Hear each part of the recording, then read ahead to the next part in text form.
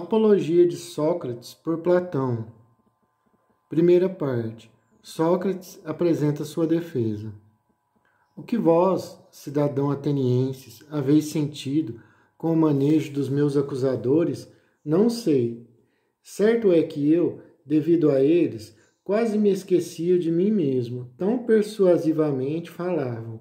Contudo, não disseram, eu o afirmo, nada de verdadeiro.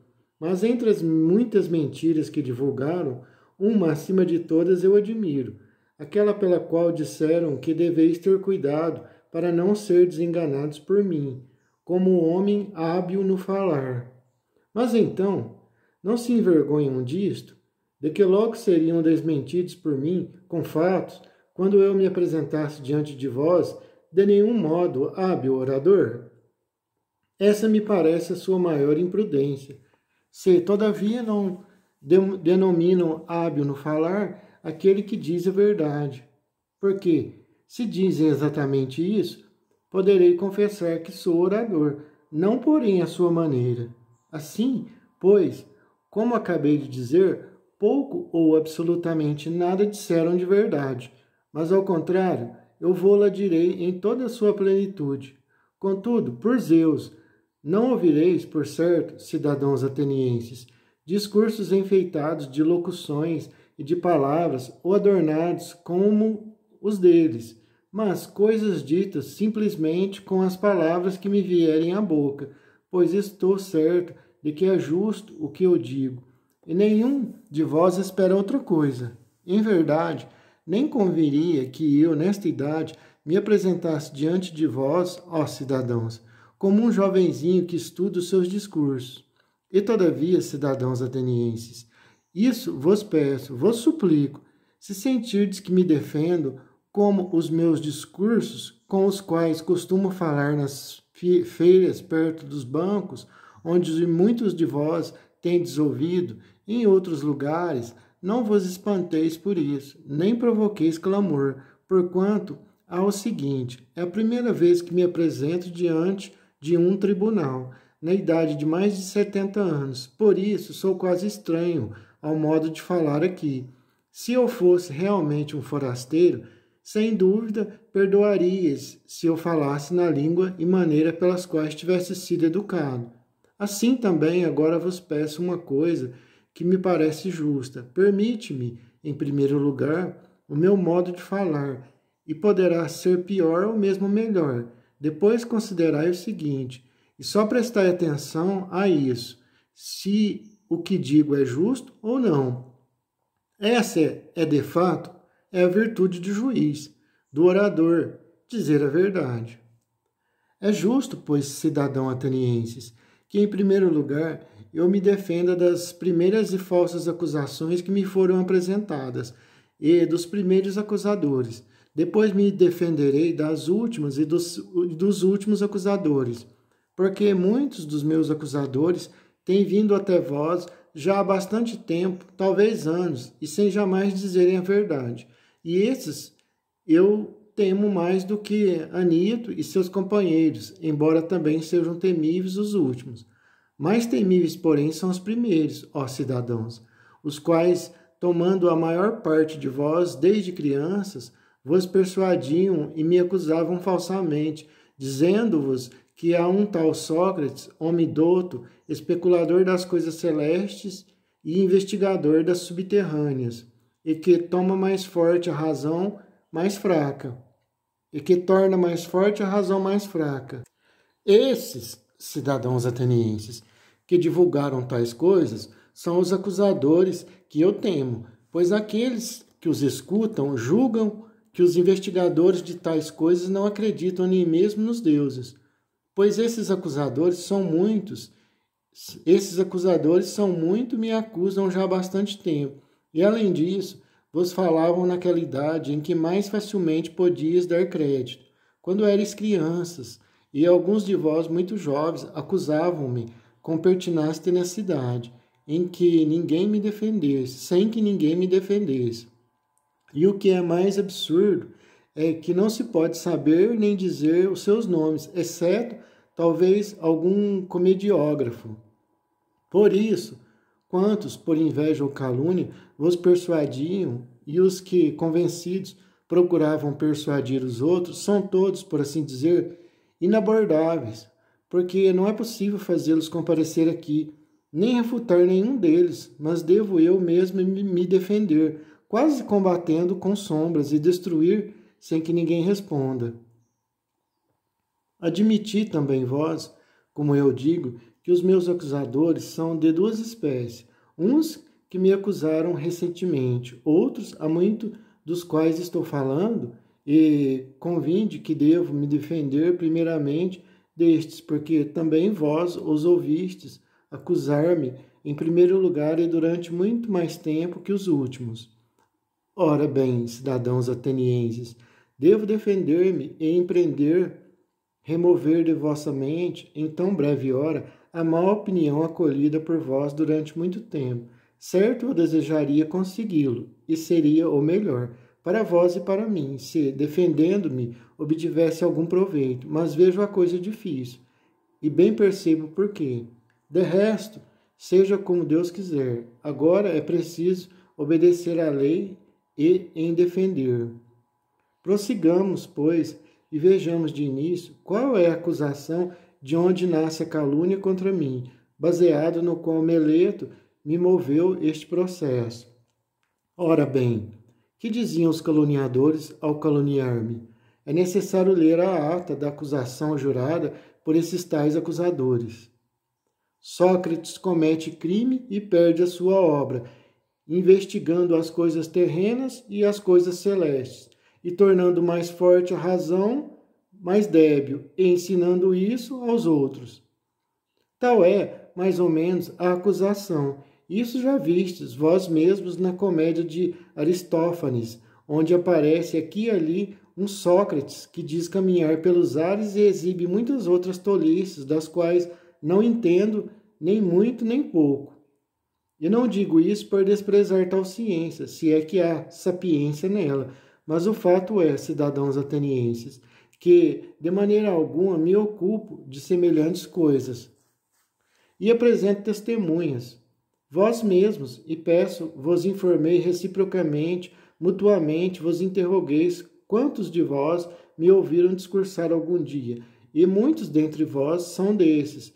Perguntai-vos uns aos outros de qualquer de vós, se qualquer de vós jamais me ouviu orar, muito ou pouco, em torno de tais assuntos, então reconhecereis que tais são, do mesmo modo, as outras mentiras que dizem de mim.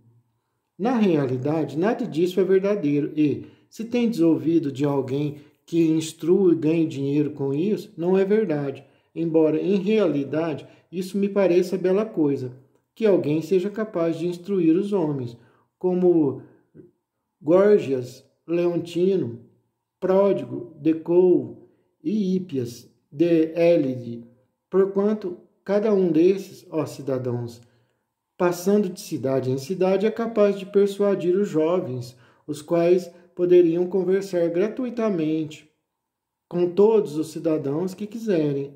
É capaz de persuadir a estar com eles, deixando as outras conversações, compensando-os com dinheiro e proporcionando-lhes prazer.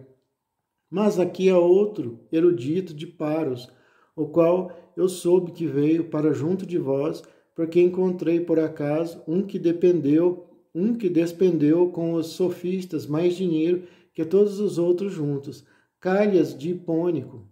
Tem 2 filhos, e eu interroguei, Calhas, se teus filhinhos fossem podrinhos ou bezerros, deveríamos escolher e pagar para eles um guardião, o qual os deveria aperfeiçoar nas suas qualidades inerentes. Seria uma pessoa que entendesse de cavalos, de agricultura, mas como são homens, qual é o mestre que deves tomar para eles? Qual é o que sabe ensinar tais virtudes a humana e a civil? Creio bem que tens pensado nisso, uma vez que tem 2 filhos. Haverá alguém ou não? Certamente. Responde. E eu pergunto, quem é? De onde e por quanto ensina? Éveno, respondeu, de Paros, por 5 minas. E eu acreditaria Éveno muito feliz, se verdadeiramente possui essa arte e a ensina com tanto garbo. Mas o que é certo é que também eu me sentiria altivo e orgulhoso se soubesse tais coisas. Entretanto, o fato é, cidadãos atenienses, que não sei. Algum de vós aqui poderia talvez se opor a mim. Mas Sócrates, que é que fazes? De onde nasceram tais calúnias? Se não tivesse te ocupado em coisa alguma diversa das coisas que fazem os outros, na verdade não terias ganho tal fama, e não teriam nascido acusações. Dizes, pois, ó, que é isso, a fim de que não julguem a esmo. Quem diz assim, parece-me que fala justamente, e eu procurarei demonstrar-vos que jamais foi essa a causa produtora de tal fama e de tal calúnia. Ouvi-me. Talvez possa parecer a algum de vós que eu esteja gracejando. Entretanto, sabei-o bem, eu vos direi toda a verdade, porque eu, cidadãos atenienses, se conquistei esse nome foi por alguma sabedoria. Que sabedoria é essa? Aquela que é, talvez, propriamente a sabedoria humana. É, em realidade, arriscado ser sábio nela, mas aqueles de quem falávamos ainda há pouco seriam sábios de uma sabedoria mais que humana, ou não sei que dizer, porque certo não a conheço. Não façais rumor, cidadãos atenienses. Não fiqueis contra mim, ainda que vos pareça que eu diga qualquer coisa absurda, pois que não é meu o discurso que estou por dizer, mas refiro-me a outro que é digno da vossa confiança.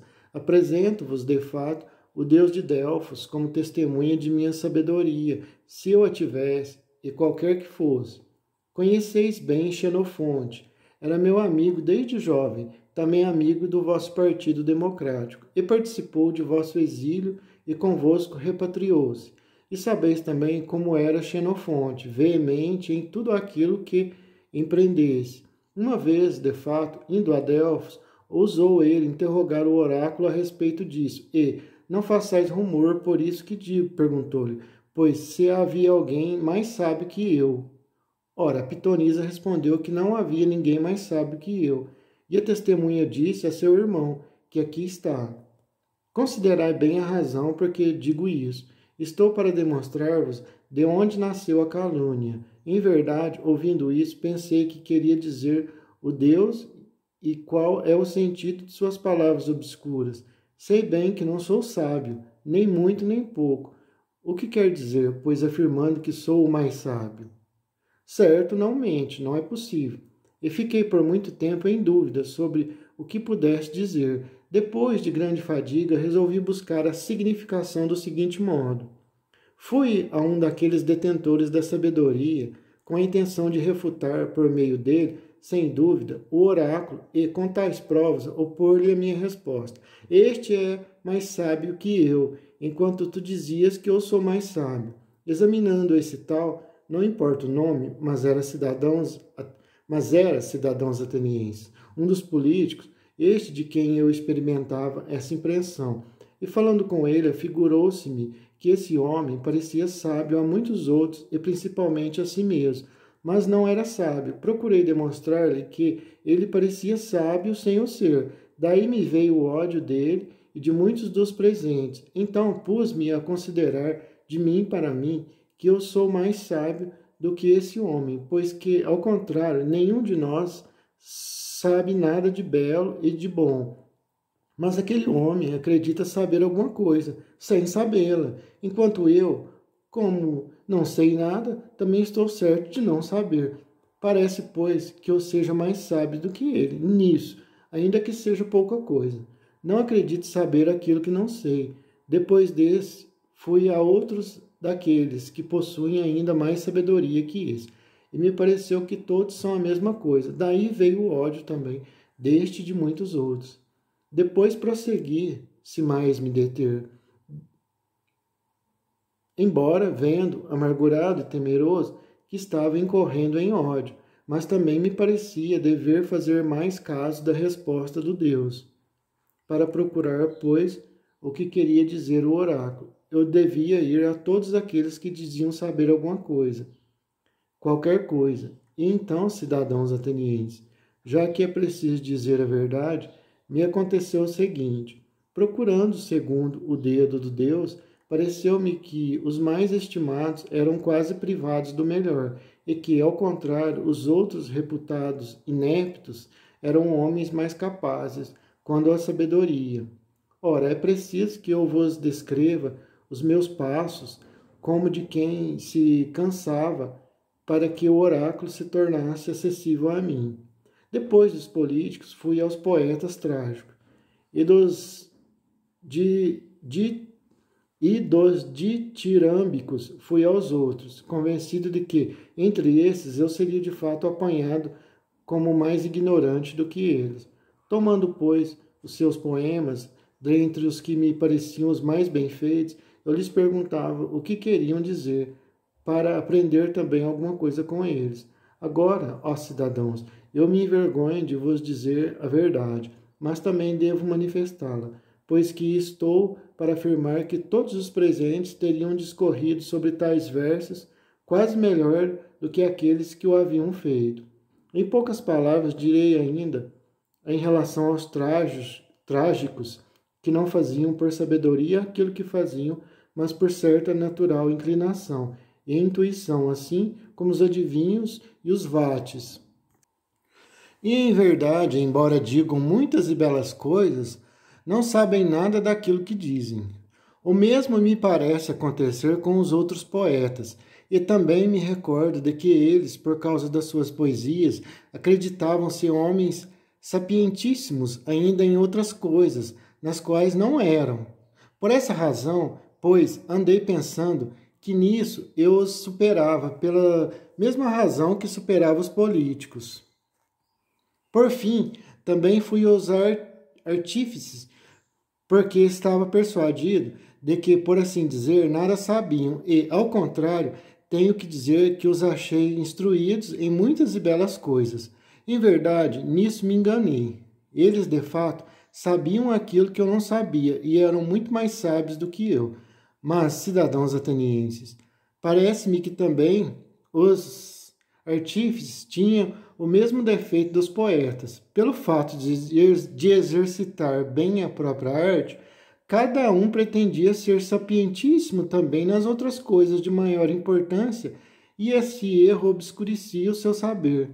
Assim eu ia interrogando a mim mesmo, a respeito do que disse o oráculo, se devia mesmo permanecer como sou, nem sábio da sua sabedoria, nem ignorante da sua ignorância, ou ter ambas as coisas, como eles o têm. Em verdade, respondo a mim e ao oráculo que me convém ficar como sou. Ora, dessa investigação, cidadãos atenienses, me vieram muitas inimizades e tão odiosas e graves que delas se derivam outras tantas calúnias e me foi atribuída a qualidade de sábio, pois que a cada instante os presentes acreditam que eu seja sábio naquilo que refuta os outros.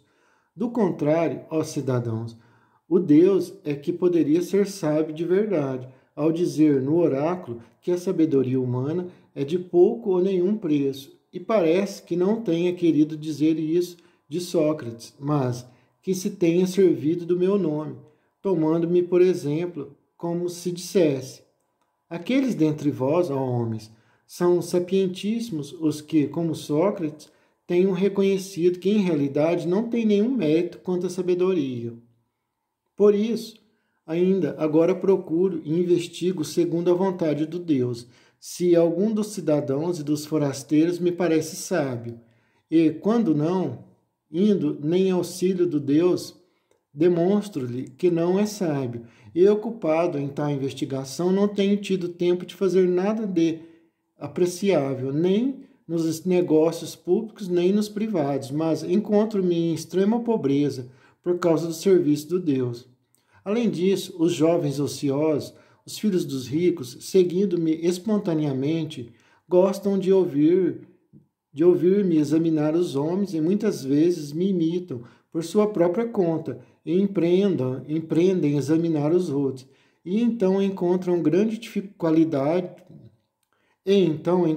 grande quantidade daqueles que acreditam saber alguma coisa, mas pouco ou nada sabem. Daí aqueles que são examinados por eles familiarizam-se comigo assim como com eles, e dizem que há um tal Sócrates, perdidíssimo, que corrompe os jovens.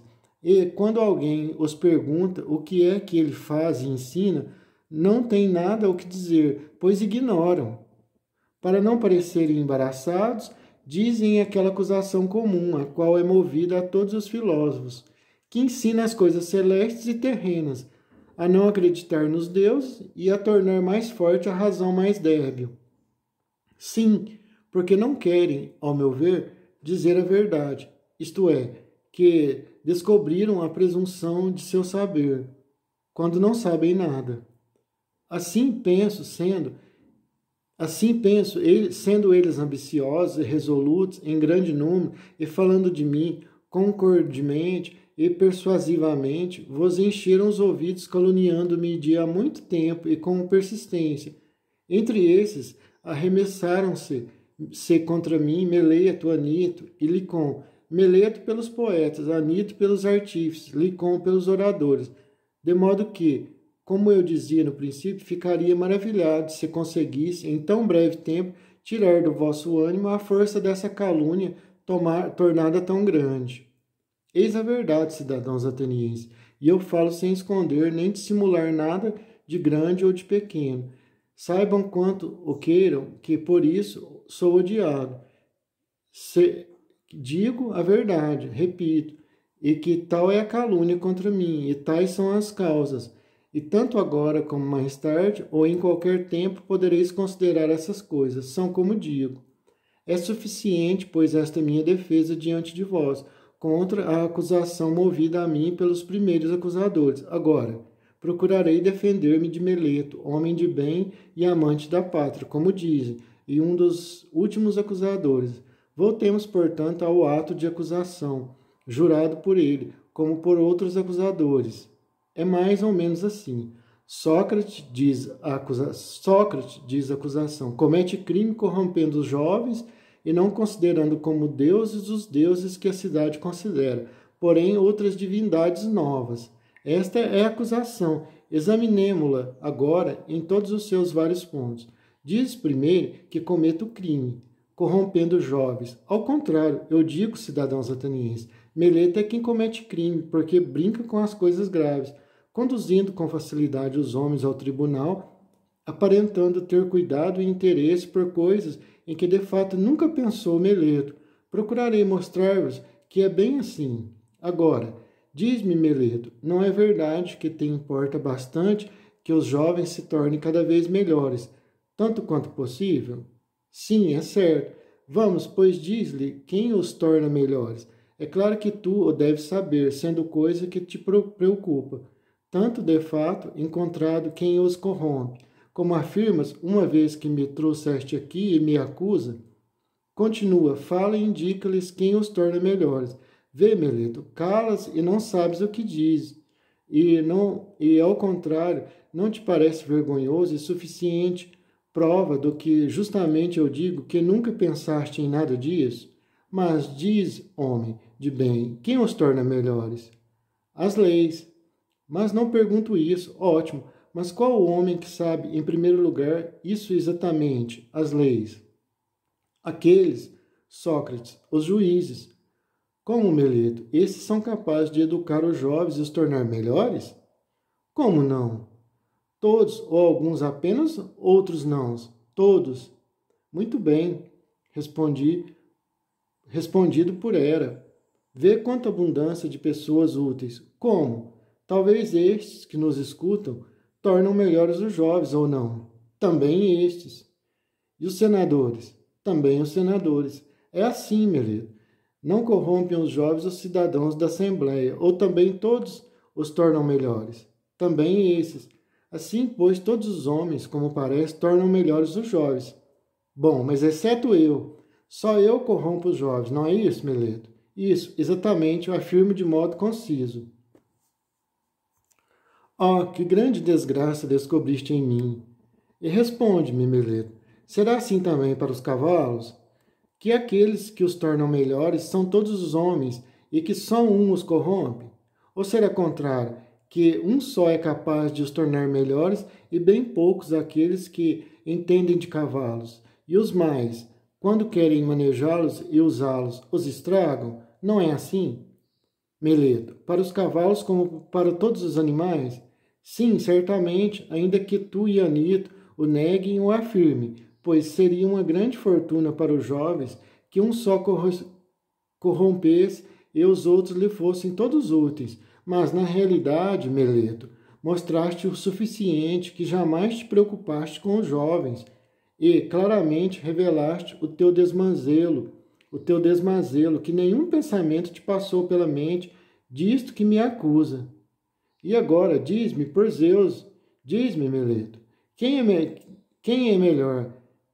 Diz-me, Meleto, diz por Zeus, quem é melhor, viver entre virtuosos cidadãos ou entre malvados? Responde, meu caro, não te pergunto uma coisa difícil. Não fazem os malvados alguma maldade aos que são vizinhos e alguns benefícios os bons?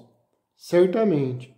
E haverá quem prefira receber malefício a ser auxiliado por aqueles que estão com ele? Responde, Meleto, porque também a lei manda responder. Há os que gostam de ser prejudicados. Não, por certo. Vamos, pois tu me acusas como pessoa que corrompe os jovens e os torna piores, voluntariamente ou involuntariamente? Para mim, voluntariamente. Como, Meleto? Tu, nesta idade, é mais sábio do que eu, tão velho, sabendo que os maus fazem sempre mal aos mais próximos e os bons fazem bem. Eu, pois, cheguei a tal grau de ignorância que não sei nem isso, que se tornassem maus alguns daqueles que estavam comigo, correria o risco de receber dano, se é que faço um tão grande mal. Como diz, não te creio, Meleto, quanto a isso, e ninguém te acredita, penso eu. Mas ou não corrompo, ou, se os corrompo, é involuntariamente, e em ambos os casos mentiste, Meleto. E se os corrompo involuntariamente, não há leis que mandem trazer aqui alguém por tais fatos involuntários, mas há as que mandam conduzi-lo em particular, instruindo, advertindo.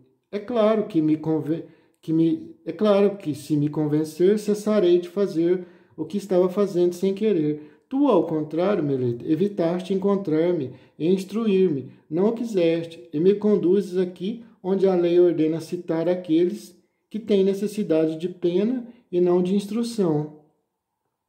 Mas, cidadãos atenienses, os fatos evidenciaram o que eu sempre disse.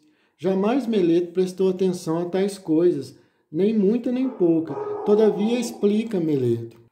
O que significa a tua expressão dizendo corrompa os jovens?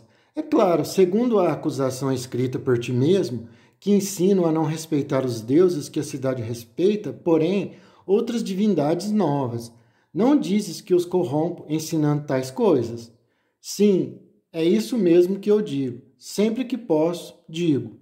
Assim, pois, Meleto, por estes mesmos deuses de que agora está falando, fala ainda mais claro, a mim e aos outros. Não consigo entender se dizes que eu ensino a acreditar que existem certos deuses, e em verdade creio que existem deuses. Não sou de todo ateu, nem sou culpado de tal erro, mas não são os da cidade, porém outros, e disso exatamente me acusas, dizendo que eu creio em outros deuses.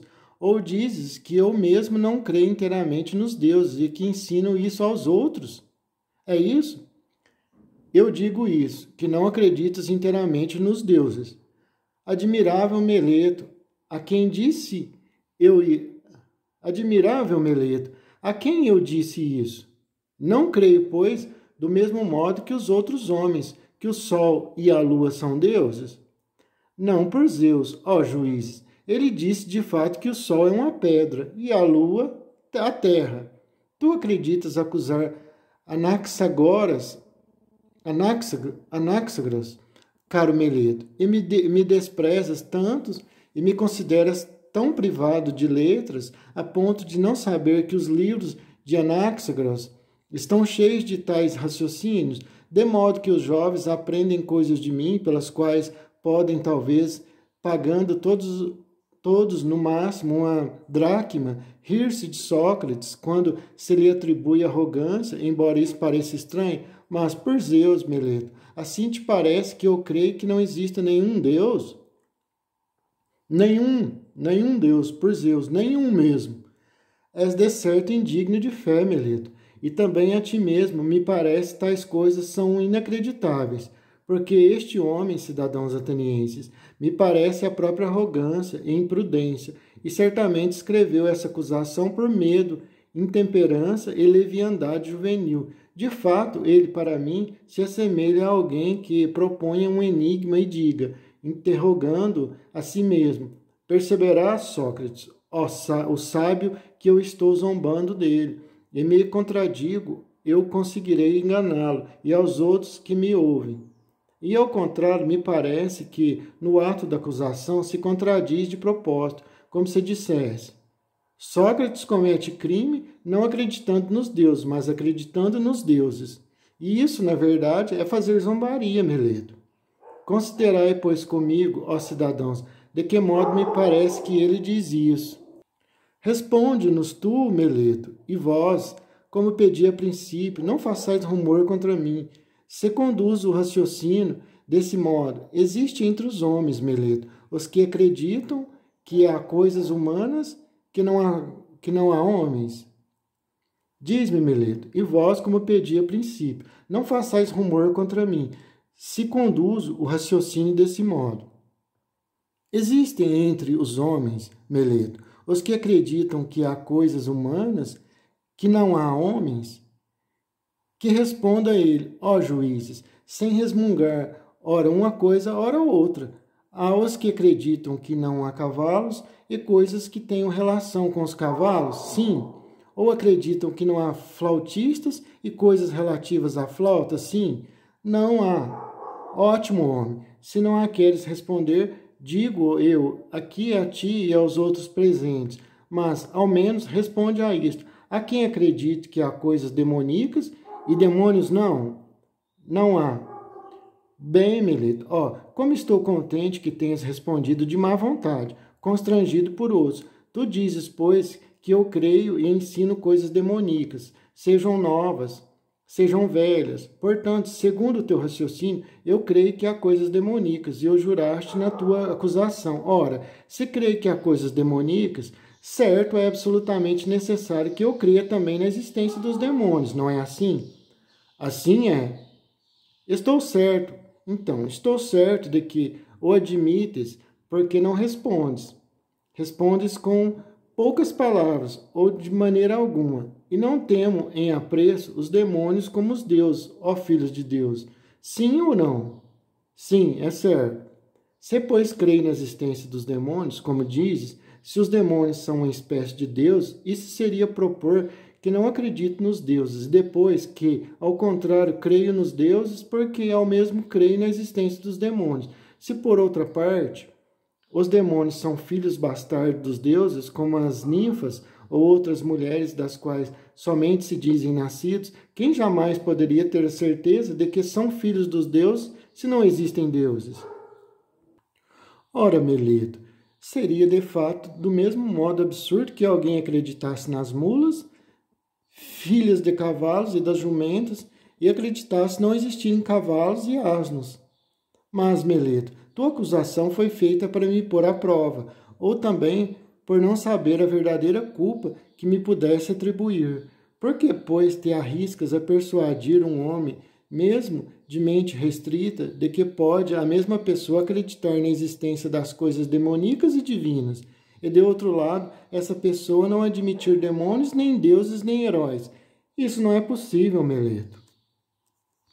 Em realidade, cidadãos atenienses, para demonstrar que não sou réu, segundo a acusação de Meleto, não me parece ser necessária longa defesa, mas isso basta. Aquilo, pois, que eu dizia no princípio, que há muito ódio contra mim e muito acumulado, bem sabeis que é verdade. E isso é o que me vai perder, se eu me perder, e não Meleto ou Anito, mas a calúnia e a insídia do povo. Pela mesma razão, se perderam muitos outros homens virtuosos, e outros ainda, creio, serão perdidos. Não há perigo que a série se feche comigo, mas talvez pudesse alguém dizer, não te envergonhas, Sócrates, de te aplicares a tais ocupações pelas quais agora está arriscado a morrer? A isso porei justo raciocínio, e é o seguinte: Não estás falando bem, meu caro, se acreditas que um homem de qualquer utilidade, por menor que seja, deves fazer caso dos riscos de viver ou morrer, e ao contrário, só deve considerar uma coisa. Quando fizer o que quer, quando fizer o que quer que seja, deve considerar se faz coisas justas ou injustas, se está agindo como homem virtuoso ou desonesto.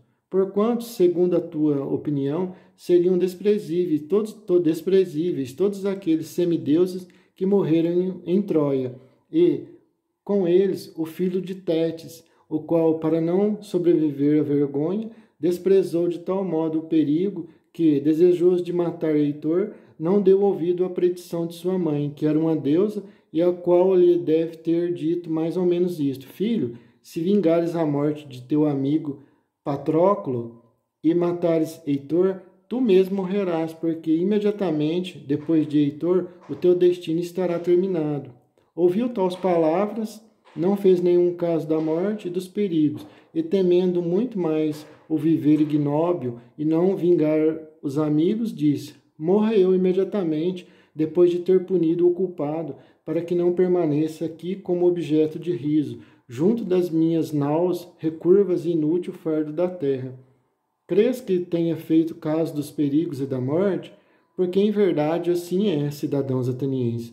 Onde quer que alguém tenha colocado, reputando o melhor posto, ou se for ali colocado pelo comandante, tem necessidade, a meu ver, de ir firme ao encontro dos perigos, sem se importar com a morte ou com coisa alguma, a não ser com as torpezas.